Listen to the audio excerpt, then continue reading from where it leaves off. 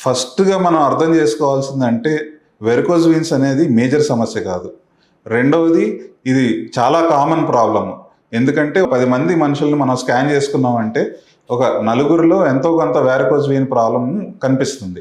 అలా అని చెప్పి అందరినీ ట్రీట్ చేయాల్సిన అవసరం లేదు, అందరూ భయపడాల్సిన అవసరం లేదు. మనం ఫస్ట్ స్టేజ్లో ఈ రెటికులర్ వీన్స్ అనేవి చూస్తాము. ఈ రెటికులర్ వీన్స్ అనేవి బ్లూ కలర్ మచ్చల్లాగా మనకి కనిపిస్తాయి.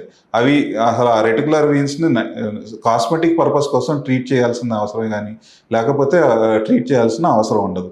రెండవది, చాలామంది జస్ట్ కనిపిస్తున్నాయి అని చెప్పేసి ట్రీట్మెంట్కి వెళ్తారు. సో అన్నిటినీ ట్రీట్ చేయాల్సిన అవసరం లేదు.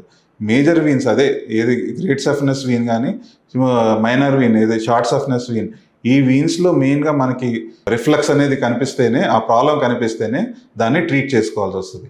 మేజర్గా ఇంకా ట్రీట్మెంట్ మనం ఆలోచించాల్సింది ఎప్పుడంటే కాళ్ళలో పుండ్లు అయినప్పుడు కానీ కలర్ చేంజెస్ వచ్చినప్పుడు కానీ దీనికి ట్రీట్మెంట్ అవసరం పడుతుంది. మెడ్ ప్లస్ లో అదే మెడిసిన్ అదే క్వాలిటీ, మార్కెటింగ్ డిస్ట్రిబ్యూషన్ ఇంకోటి అంటూ వీళ్ళకి అదనపు ఛార్జీలు ఉండవు. అందువల్లే 50 to 80% డిస్కౌంట్ లో మనకు అందిస్తున్నారు.